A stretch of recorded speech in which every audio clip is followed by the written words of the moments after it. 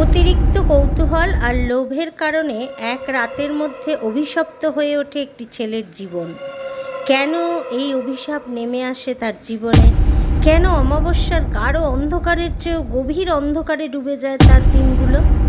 জানতে হলে শুনতে হবে আজকের কাহিনীটি। আজকের কাহিনী নাম অভিশপ্ত রাত। নমস্কার, মধুর গল্পের আসর চ্যানেলে আমি মধু আপনাদের জন্য নিয়ে চলে এসেছি আরও এক রহস্যময় ভৌতিক অভিজ্ঞতার কাহিনী। ভালো লাগলে প্লিজ সাবস্ক্রাইব করে দেবেন আমার চ্যানেলটা। তাহলে শুরু করছি আজকের কাহিনী।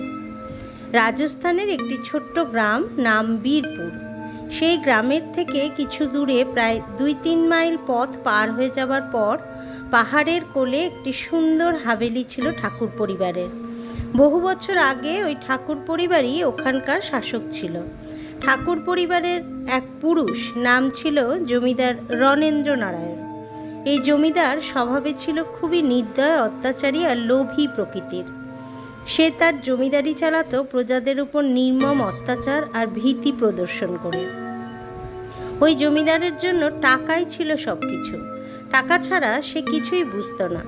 গরিবের রক্ত শুষে সে ধন কামাতো, আর এইভাবেই সে প্রচুর সম্পত্তির মালিক হয়ে গিয়েছিল। একদিন সে খুব অসুস্থ হয়ে পড়ে। অনেক চিকিৎসা করার পরও তার কোনো ফল হয় না। শেষে বেশ কয়েকদিন গুরুতর অসুস্থ থাকার পর তিনি মারা যান। কিন্তু মারা যাবার পরেও তার আত্মা পরলোকে যেতে পারে না। সম্পত্তি আর টাকার লোভ তাকে ওই জমিদার বাড়িতেই আটকে রাখে। তার আত্মার মুক্তি লাভ হয় না। এক অতৃপ্ত প্রেতাত্মা হয়ে থেকে যায় জমিদার বাড়িতে। তার জমানো সম্পত্তি, টাকা পয়সা এইসব তার সন্তানেরাও কোনো দিন ভোগ করতে পারেনি। কারণ একটা কানাকড়িতেও যদি কেউ হাত দিত, রণেন্দ্রনারায়ণের আত্মা তাকে শান্তিতে থাকতে দিত না। তার উপর নানান অঘটন ঘটত। ওই জমানো অর্থ থেকে 1 পয়সা খরচ হলেই হয় তার কোনো অ্যাক্সিডেন্টে মৃত্যু হতো, অথবা সে পাগল হয়ে যেত। প্রতিটা সময় রণেন্দ্রনারায়ণের উপস্থিতি সবাই অনুভব করতে পারত। রাতে তার চটি জুতোর মচমচ আওয়াজ তুলে ঘুরে বেড়ানো, তার আর্তচিৎকার, হাসি এসব কেড়ে নিয়েছিল তার সন্তানদের চোখের ঘুম, দিনের শান্তি। দিন রাত এইরকম চরম অশান্তি আর দুশ্চিন্তার থেকে মুক্তি পেতে তারা এক তান্ত্রিকের দ্বারস্থ হয়। তান্ত্রিক আসে, অনেক কিছু করে, যজ্ঞ, ধ্যান, দান, যা কিছু দরকার ছিল সবই করা হয়। কিন্তু এত কিছুর পরও অবস্থার কোনো পরিবর্তন হয় না। তাই একসময় তার সন্তানেরা ঠিক করে জমিদার বাড়ি ছাড়া তাদের আরও যে জমি জায়গা আছে সে সমস্ত কিছু বিক্রি করে তারা সেখান থেকে দূরে কোথাও চলে যাবে। তারপর তারা জমি জমা সবটুকু বিক্রি করে দিয়ে ওই অভিশপ্ত জমিদার বাড়িটাকে ফেলে রেখে ওইভাবেই তারা দূরে কোনো এক শহরে চলে যায়। আর কখনো ফিরে আসেনি সেইখানে। সেই থেকে ওইভাবেই পরিত্যক্ত হয়ে পড়ে আছে ওই জমিদার বাড়ি বহু বহু বছর ধরে। শোনা যায় একবার সরকার থেকে কিছু সরকারি কর্মচারী ওই সম্পত্তি সরকারি নিয়ম মেনে সরকারের করে নেওয়ার জন্য সেখানে যায়, কিন্তু তাদের মধ্যে কয়েকজনের রহস্যজনকভাবে ওখানেই মৃত্যু হয়, আর কয়েকজন পাগল হয়ে যায়। বীরপুর গ্রামে বাস করত এক পরিবার, বাবা, মা আর তাদের একটি মাত্র ছেলে রথিন বসাক। সে কলেজে পড়ত। সারাদিন বন্ধুবান্ধবদের সাথে আড্ডা মেরে ঘুরে বেরিয়ে তার দিন কাটছিল। বাড়ির বড়রা অনেক করে তাকে বোঝাতো, বলতো, দেখো বড় হচ্ছ, নিজের ভালো মন্দ বুঝতে শেখো, কি সারাদিন টোটো করে দিন রাত এখানে সেখানে ঘুরে বেড়াও। কিন্তু রথিনের কানে কিছুই গিয়ে পৌঁছতো না। কোনো পরিবর্তন তার মধ্যে ছিল না। দিন দিন আরও বেশি উচ্ছৃঙ্খল হয়ে উঠতে থাকে তার জীবনযাত্রা। মদ খাওয়া, জুয়ো খেলা, সিগারেট খাওয়া এইসব নিয়ে সে দিনরাত মেতে থাকত। গ্রামের থেকে শেষে বটতলায় তাদের আড্ডা বসত। সময়ের কোনো ঠিক ছিল না তাদের। ঘন্টার পর ঘন্টা তারা ওখানেই বসে আড্ডা মারত। স্রোতে গা ভাসিয়ে চলছিল তাদের জীবন। রথিনরা 4 বন্ধু ছিল, গোপাল, মন্টু, মাধব আর রথিন। এরাও শুনেছিল ওই জমিদার বাড়ির ঘটনাটা, কিন্তু তারা ছিল বেহায়া বেপরোয়া ধরনের ছেলেপুলে। তারা ওইসব আজগুবি গল্প বলেই মনে করত। কোনোদিন সেখানে যাবে এটা তারা ভাবেনি। তবে তারা ওই ঘটনা এক বিন্দুও বিশ্বাস করতো না। মনে মনে ভাবতো সবটাই গুজব, গল্প, বানানো গল্প। কিন্তু একদিন তাদের পকেটে টান পড়ল। তারা ঠিক করলো ওই জমিদার বাড়িতে যাবে টাকার জন্য। মদ আর জুয়োর নেশা করলে পকেটে টাকা থাকাটা খুবই জরুরি হয়ে যায়। আর এই নেশার জন্যই কোনো কাজ করতে কখনো তারা পিছপা হয় না। তাদের অসাধ্য কোনো কাজই হয় না। যদি সেখানে টাকা পাওয়া যায় সেই লোভেই তারা ঠিক করলো সেই বাড়িতে তারা যাবে। শুনেছিল সেই বাড়িতে নাকি প্রচুর ধনরত্ন জমা করা রয়েছে। সেই কারণেই তারা ঠিক করে তারা ওই বাড়িতে যাবে। সকালে তাদের যাওয়া হবে না, কারণ জমিদার বাড়ির পাশে যে জমি জায়গাগুলো খালি পড়েছিল তাতে গ্রামের লোকেরা রোজ সকালে চাষ করতে আসতো। কেউ যদি দেখে ফেলে তাদের ওই বাড়িতে যেতে, তাহলে বাড়িতে ঠিক খবর চলে যাবে। তাই তারা ঠিক করে রাতেই যাবে। মন্টু বলে ওঠে, কিন্তু ভাই, জমিদারের আত্মা যদি সত্যিই ওখানে থাকে তাহলে কিন্তু আমরা মারা পড়ব। সেই ভয়টা আছে তো তোদের? গোপাল বলে, দূর দূর, আমার তো মনে হয় সবই গুজব। কেউ তো আর চাক্ষুষ জমিদারকে দেখেনি। শোনা যায় যারা ওখানে গেছে তাদের বেশিরভাগ লোক মারা গেছে, হয় না পাগল হয়ে গেছে। তো আসল সত্যিটা তো কেউ বলতেই পারেনি। চল চল একবার ঘুরেই আসি। রথিন বলে, হ্যাঁ হ্যাঁ, পকেটে ভীষণ টান পড়েছে, বুঝলি, পকেট পুরো ফাঁকা, হাতে কোনো টাকা পয়সা নেই। এভাবে আর চলছে না। তাছাড়া বাড়ি থেকেও হাত খরচ দেওয়া বন্ধ করে দিয়েছে, আর আমাদের কেউ ধারও দিতে চায় না। দূর দূর, এভাবে কি চলে নাকি? তার চেয়ে চল না একবার ঘুরেই আসি জমিদার বাড়িটা। আরে গুপ্তধন না থাকুক, দামি জিনিসপত্র তো থাকবেই, জমিদার বাড়ি বলে কথা। সেগুলো বিক্রি করেই আমাদের চলে যাবে অনেক দিন, বুঝলি। আরে বাবা, যদি কিছু হাতে নাও পাই তাহলেও তো অসুবিধা নেই। যদি পেয়ে যাই তাহলে তো কপাল খুলে গেল। আর যদি না পাওয়া যায়, মনের ভয় তো অন্তত দূর হবে, যে সেখানে ভয় পাওয়ার মতন কোনো ভূতপ্রেত নেই। লোকে যেটা বলে সেটা নেহাতি গল্প, মিথ্যে কথা।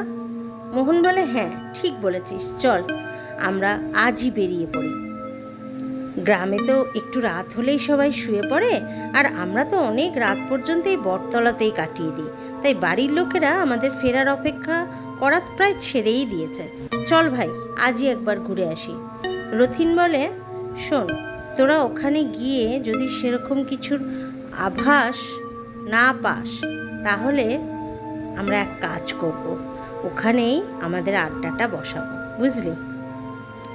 সবাই বলে, হ্যাঁ ঠিক বলেছিস, খুব ভালো হবে, তাহলে আমাদের আর কেউ ডিস্টার্বও করতে পারবে না। আইডিয়াটা ভীষণ ভালো। এই সব গল্প তারা পথ চলতে চলতে করতে থাকে। সবাই সম্মতি জানিয়ে যখন চলতে শুরু করেছিল, মোবাইলের টর্চের আলো ফেলে তারা এগিয়ে যাচ্ছিল। এগিয়ে যেতে যেতে একসময় গন্তব্যে গিয়ে হাজির হয়। দূর থেকে তারা দেখে জ্যোৎস্না রাতের চাঁদের আলোতে জমিদার বাড়িটা কেমন যেন ভয়াবহ লাগছে। বহু বছর পরিত্যক্ত অবস্থায় পড়ে থেকে অযত্নে অবহেলায় দেওয়ালে কালো কালো ছোপ পড়ে গেছে, রং উঠে গেছে বহু জায়গায়, আর সেই কারণেই বাড়িটা দেখতে লাগছিল ভয়ঙ্কর। তারা 4 জন ধীরে ধীরে পৌঁছে যায় জমিদার বাড়ির মেন গেটটার সামনে। সবাই মিলে জোর এক ধাক্কা দিতে বড় লোহার গেটটা এক বিকট শব্দ করে খুলে যায়। তারা দেখে বাড়িটার একপাশে একটা বাগান ছিল এক সময়, বহু বছর আগে। এখন সেখানে অযত্ন আর অবহেলায় গাছগুলো সব শুকিয়ে গেছে। সেখানে গজিয়ে উঠেছে আগাছার জঙ্গল। গোপাল বলে, জানিস তো, একদিন কিন্তু এই বাড়িটা বেশ জমকালো আর শৌখিন ছিল বলে মনে হচ্ছে, জানিস? রথিন বলে, আরে ভাই, সে তো হতেই হবে, জমিদার বাড়ি বলে কথা। তবে ওই একটা জমিদার, তার লোভ আজ এই বাড়িটার কি হাল করে ছেড়েছে দেখ। আরও একটু এগোনোর পর একটা বড় কাঠের দরজা তাদের চোখে পড়ল। দেখলো তাতে তালা মারা। মন্টু বলে উঠল, আরে ভাই, এখানে তো তালা মারা রয়েছে, এখন কি হবে? মাধব বলল, তাতে কি হয়েছে, তালা ভেঙে ঘরে ঢুকবো, দাঁড়া, বলে একটা বড় পাথর নিয়ে সে সজোরে আঘাত করতেই ভেঙে গেল তালাটা। তালা ভাঙার পর তারা একটু ঠেলা দিতেই জোর একটা ক্যাঁচ ক্যাঁচ শব্দ তুলে সদর দরজাটা খুলে যায়। তারপর ওরা নিজের নিজের মোবাইলের টর্চের আলো অন করে ভেতরে ঢোকে। দেখে জায়গায় জায়গায় ঝুলে ভর্তি হয়ে আছে, মেঝেতে মোটা ধুলোর আস্তরণ পড়ে গেছে। দেখলেই বোঝা যায় বাড়িটা একসময় কিন্তু খুব সুন্দর ছিল। তখনই মন্টু বলে ওঠে মজা করে, কি ভাই, এত নোংরা আবর্জনার মধ্যেও জমিদার রণেন্দ্রনারায়ণের থাকতে খুব ভালো লাগে নাকি? তাই জন্যই আর এই বাড়ি ছেড়ে যেতে পারেনি, বলে সে একটু হেসে ওঠে। আর সবাই বলে, আরে থাম থাম, এখন কি মজা করার সময় নাকি, চল এগিয়ে গিয়ে দেখি। এরপর তারা সবাই মিলে আর একটু সামনে এগিয়েছে, কি মনে হলো যেন একটা কালো ছায়া তাদের সামনে দিয়ে চলে গেল। হঠাৎ করে সেটা দেখেই সবাই শিউরে উঠল। টর্চটা দিয়ে দেখলো ভালো করে জিনিসটা কি। দেখলো একটা চামচিকি ছিল সেটা। এর মধ্যেই সদর দরজাটা শব্দ তুলে বন্ধ হয়ে গেল। রথিন বলল, ভাই, হাওয়া হচ্ছে মনে হয় বাইরে জোরে জোরে, সেই জন্যই দরজাটা নিজের থেকেই বন্ধ হয়ে গেছে, চাপ নিস না, চল আমরা এগোই। মোহন বলল, ভাই, গুপ্তধন কোন ঘরে থাকতে পারে বলে তোর মনে হয়? রথিন বলল, এত বড় বাড়িতে সেটা কোথায় আছে বুঝতে পারাটা মুশকিল। জানি না কোথায় আছে, কিন্তু কোনো ব্যাপার না, সারা রাত তো আছে আমাদের কাছে, আমরা ঠিক খুঁজে নেব, চল না দেখি। এটা বলার পরপরই জোরে জোরে হাওয়া চলতে শুরু করে জমিদার বাড়িতে। বাড়ির সমস্ত দরজা জানলা একসাথে দড়াম দড়াম আওয়াজ তুলে দুলতে থাকে। গোপাল বলে ওঠে, বাইরে মনে হয় ঝড় উঠেছে। ওরা আর কিছু না ভেবে একের পর এক ঘরের দরজা খুলে খুঁজতে থাকে গুপ্তধন। কিন্তু যে দরজাই খোলে তখনই একটা বিকট বিশ্রী পচা ভ্যাপসা গন্ধ তাদের নাকে এসে লাগে। ওরা ভাবে অনেক দিন বন্ধ থাকার জন্য এইরকম গন্ধ বেরোচ্ছে ঘরগুলো থেকে বোধহয়। ওরা অনেকগুলো ঘর দেখে, কিন্তু কিছুই বিশেষ চোখে পড়ে না তাদের। ভাবে গুপ্তধনের ব্যাপারটা বুঝি গুজবই হবে। মোহন বলে, চল না সব ঘরগুলো একবার খুঁজে দেখি, দেখে নি, তারপরে বুঝতে পারবো জিনিস গুপ্তধন আছে না সবটাই গুজব। এই বলে তারা ঘুরতে ঘুরতে একটা ছোট ঘরের মধ্যে ঢুকে পড়ে। সেখানেও সেই পুরনো চেয়ার টেবিল গদি এইসবই রাখা ছিল, কোনো দামি জিনিসপত্র ছিল না। তখনই রথিনের মনে হলো মেঝেতে তার পায়ে লেগে কিছুর একটা আওয়াজ হলো। তার মনে মনে ভাবলো, হয়তো গুপ্তধন এখানেই লুকানো রয়েছে। কারণ তার জানা ছিল আগেকার দিনের লোক মাটির তলাতে এইভাবে ছোট কুটুরি বানিয়ে গুপ্তধন লুকিয়ে রাখত। এই ভেবে সে জোরে একটা লাথি মারে সেই জায়গাটায়। সঙ্গে সঙ্গে একটা জোর শব্দ করে কি যেন একটা বেজে ওঠার আওয়াজ পাওয়া যায়। আওয়াজটা পেয়ে সে বলে, শোন শোন, এদিকে আয়, মনে হয় এখানে কিছু একটা আছে। সাথে সাথে সবাই মিলে নিচে থেকে ছেঁড়া কার্পেটটা সরিয়ে ফেলে আর একটা কাঠের মতন কিছু তাদের নজরে পড়ল, কিন্তু এই কাঠটা এখান থেকে সরাবে কি করে তারা বুঝতে পারছিল না, কারণ ওটা খুব মোটা আর ভারী কাঠ ছিল। এদিক ওদিক দেখতে দেখতে নজরে পড়ে গেল একটা আংটা, যেটা ওই কাঠটার সাথেই জুড়ে ছিল। আংটা ধরে টান দিতেই সেটা সজোরে খুলে গেল। সেটা ছিল একটা কাঠের ছোট্ট দরজা। খুলে যাওয়ার সাথে সাথেই তাদের নজরে আসে রণেন্দ্র নারায়ণের গুপ্তধন। সেখানে এত কিছু দামি দামি সোনা রূপোর জিনিস, টাকা পয়সা, হিরে মোহর মুক্ত, আরও অনেক অনেক দামি দামি জিনিস, যা দেখে তাদের চোখ ফেটে যায়। ওরা ভাবে এ তো ধন সম্পদের সমুদ্র ভাই। ওরা চার বন্ধু খুব খুব খুশি হয়ে যায়। তখন মন্টু বলে, ভাই এখানে এত কিছু আছে, একসাথে তো আমরা নিয়ে যেতে পারবো না। গোপাল বলে, ঠিক বলেছিস, তাহলে কি করব বল দেখি। রথিন বলল, শোন, আমরা তো এর হদিশ পেয়েই গেলাম, এগুলো এখন এখানেই থাক, না হলে বাড়ি নিয়ে গেলে বাড়ির লোকেরা সন্দেহ করতে পারে। কিন্তু একটা কথা সত্যি, সারা জীবন ধরে যদি আমরা এখান থেকে খরচা করি তাও ফুরোবে না, এত আছে বল। এই বলে যে যার নিজেদের জামা প্যান্টের পকেটে যতটা পারল ধনরত্ন টাকা পয়সা ভরে নিল পোটলা করে। তারপরে তারা ওই কাঠের দরজাটা সুন্দর করে ভালো করে বন্ধ করে আবার ঘরের বাইরে বেরিয়ে এলো। ঘরের বাইরে বেরিয়ে আসতেই ওদের খুব ঠান্ডা লাগতে শুরু করলো। মনে হলো যেন এটা গরমকাল না, শীতকাল। ঠান্ডা বাড়তেই লাগলো ক্রমশ। মন্টু বলল, ভাই তাড়াতাড়ি চল এখান থেকে, আমার কিন্তু ঠিক সুবিধের মনে হচ্ছে না কিছু। সবাই একসাথে বলে উঠল, হ্যাঁ হ্যাঁ চল চল। সিঁড়ি দিয়ে নিচে নেমে আসছিলই তারা। আস্তে আস্তেই দেখতে পেল লম্বা আরাম কেদারাটায় তাদের দিকে পিঠ করে কে যেন বসে সেতার বাজাচ্ছে। ওরা বুঝতে পারল না ওটা কে।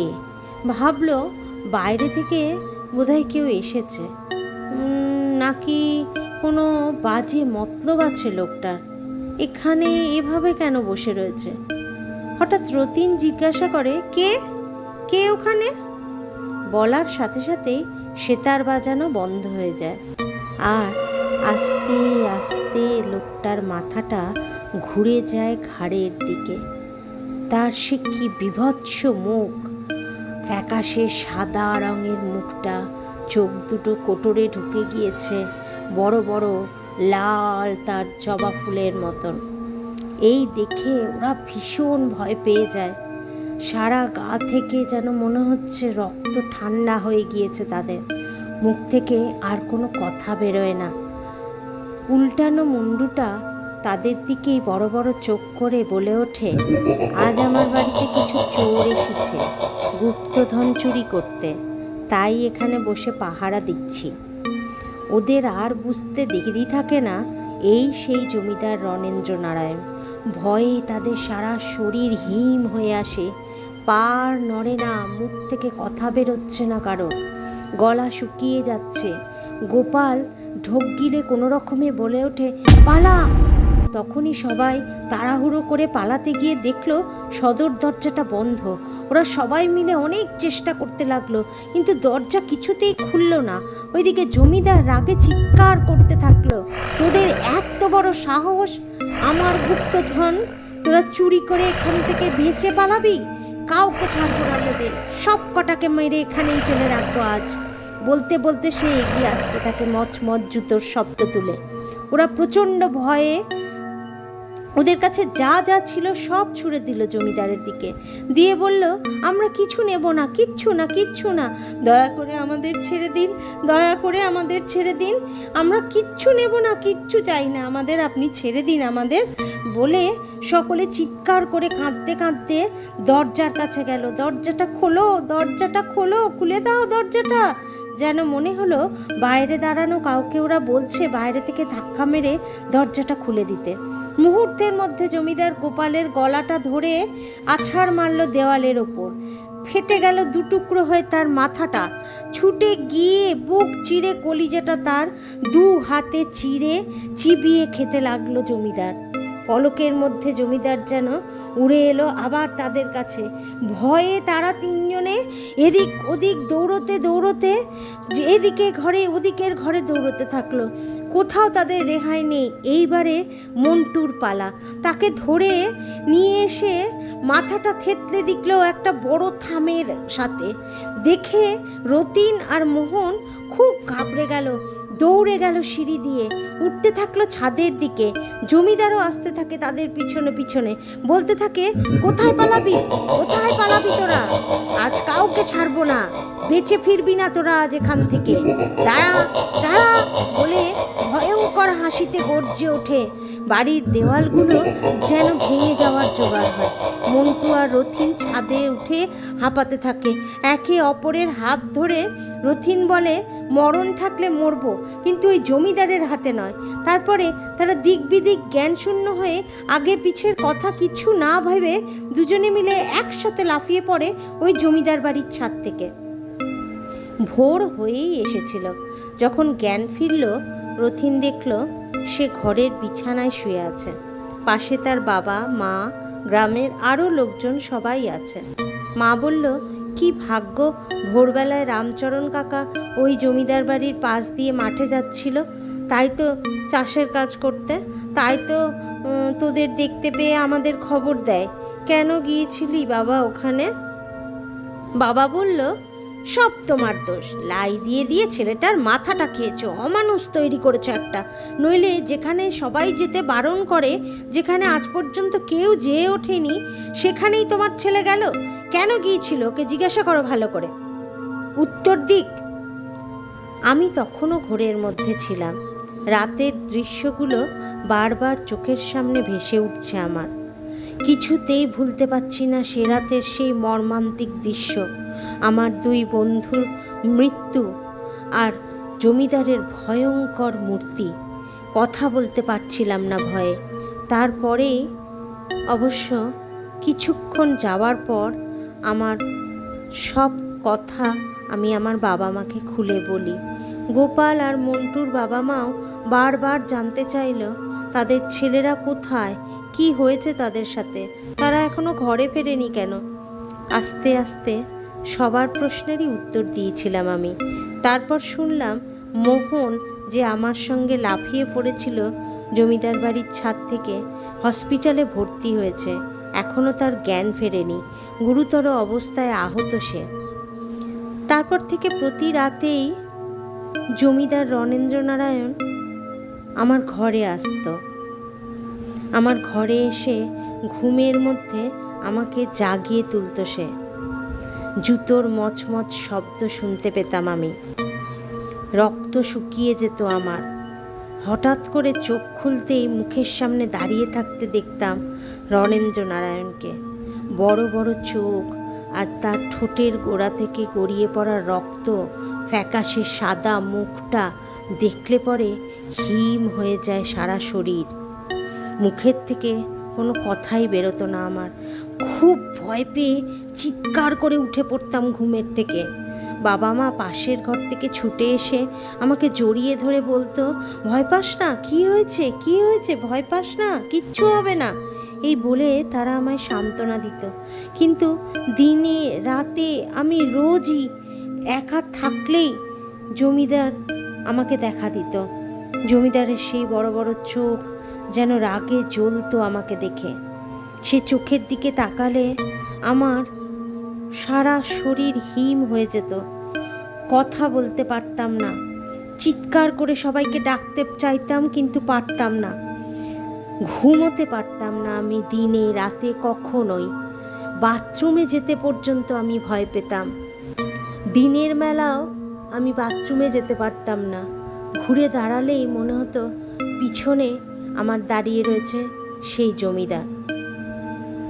এই অবস্থা দেখে আমার বাবা মা আমাকে ডাক্তারের কাছে নিয়ে যায়। ডাক্তার ওষুধও দেন, কিন্তু তাতে কিছু লাভ হয় না। একটা বৃদ্ধ বয়স্ক লোক তার 2 দিন পরে আমাদের বাড়িতে এসে মাকে বলল, ওকে এক কাজ করো, একটা তান্ত্রিকের কাছে নিয়ে যেয়ে দেখাও। এ ডাক্তারের কম্য নয়, বুঝলে? চোখ মুখ দেখেছে ছেলেটার, গর্তে ঢুকে গেছে। আর চেহারার কি হাল হয়েছে, ও তো পাগল হয়ে যাবে আর কদিন পর। এই শুনে মা পাশের গ্রামে খোঁজ নিয়ে জানতে পারে একটা খুব ভালো তান্ত্রিক আছে সেখানে। মা বাবা দুজনে মিলে আমাকে তার কাছে নিয়ে যায়। সব আমার মুখ থেকে শুনে তান্ত্রিক আমাকে মন্ত্র পড়া গঙ্গা জল খেতে দেন। সেই জলটা খেয়ে আমার অনেকখানি শান্তি অনুভব হয়। তিনি বললেন, তুমি কি ওই বাড়ি থেকে কিছু নিয়ে এসেছিলে, ওই গুপ্তধনের মধ্যে থেকে কিছু? রথিন বলে, না না, আমরা সব যা কিছু ছিল সব সব সব ফেলে দিয়ে চলে এসেছিলাম ওখানে, একটা কিচ্ছুও নিয়ে আসিনি। সত্যি কথা বলছি, বিশ্বাস করুন, একটা কিছুও সেখান থেকে আমরা আনিনি। তান্ত্রিক বলে উঠল, ভালো করে মনে করে দেখো, নিশ্চয়ই তোমার কাছে কিছু রয়ে গেছে, নইলে জমিদারের আত্মা তোমার বাড়ি পর্যন্ত তোমাকে ধাওয়া করে আসতো না। আর বেশি সময়ও তোমাকে দেবে না। বাড়িতে যাও, গিয়ে ভালো করে জামা কাপড়গুলো খোঁজো, সেদিন যেগুলো পরেছিলে, খুঁজে দেখো তাতে কিছু আছে কি না, তারপরে আমার কাছে এসো। আমরা সেই দিন বাড়ি ফিরে যাই। বাড়ি ফিরে প্রথমেই সেই দিনের পরা জামা প্যান্টগুলো ভালো করে খুঁজতে খুঁজতে দেখি প্যান্টের মধ্যে পকেটের মধ্যে একটা ছোট্ট সোনার মোহর রয়েছে। পরদিনই আমরা তান্ত্রিককে গিয়ে সেটা বলি। তান্ত্রিক বলে, যে করে হোক ওই মোহর তোমাকে ওই বাড়িতে গিয়ে সেই জায়গায় রেখে আসতে হবে যেখানে এটা ছিল। আরে বাবা, আমি তো জানতাম তোমার কাছে নিশ্চয়ই ওই গুপ্তধনের কিছু তো রয়ে গেছেই, যে তার সন্তানদের ওই গুপ্তধনের একটা কিছু কানা করিও স্পর্শ করতে দেয়নি কোনো দিন, তাদের অতিষ্ঠ করে বাড়ি ছাড়া করে ছেড়েছে, সে তোমাকে ছেড়ে দেবে? মাকে বলে, তোমার অনেক ভাগ্য, বুঝলে, অনেক ভালো কর্মফল আছে তোমার, ভগবানের আশীর্বাদে তোমার ছেলের এখনো পর্যন্ত কিছু হয়নি, কিন্তু বেশি দিন এভাবে চলবে না, জমিদার তার বদলা নেবেই, তাই যত তাড়াতাড়ি পারো ওটা ওখানে রেখে আসার ব্যবস্থা করো। মা বাবা খুব ভয় পেয়ে যায়, বলে, আবার ওই সর্বনাশা বাড়িতে যেতে হবে আমার ছেলেকে, যদি কিছু হয়ে যায় ওর। তাছাড়া আমিও আর কোনো মতেই ওখানে একা যেতে চাইছিলাম না। তাই একটু চিন্তা ভাবনা করে তান্ত্রিক বলে, ঠিক আছে, তাহলে এক কাজ করো, আজ রাতে এই মোহর তোমাদের ঠাকুরের মন্দিরে রেখে দিও, তারপর সকালবেলায় হলেই এটাকে গঙ্গায় গিয়ে বিসর্জন দিয়ে আসবে, আর ওই মোহরের মোহেই জমিদারও সেখানে চলে যাবে, তোমাকে আর বিরক্ত করতে আসবে না কখনোই। আমরা তাই করলাম। রাতে ঘরে গিয়ে তিনজনেই একসাথে শুলাম সেদিন, কিন্তু ভয়ে আর দুশ্চিন্তায় কেউ আর ঘুমোতে পারেনি। মাঝরাতের দিকে জমিদারের চটি দুটোর মচমচ আওয়াজ শুনতে পেলাম, বুঝলাম সে এসে গেছে। জানলাটা খোলাই ছিল একদিকে, সেখান থেকে ঠাকুর মন্দিরটা দেখা যায়।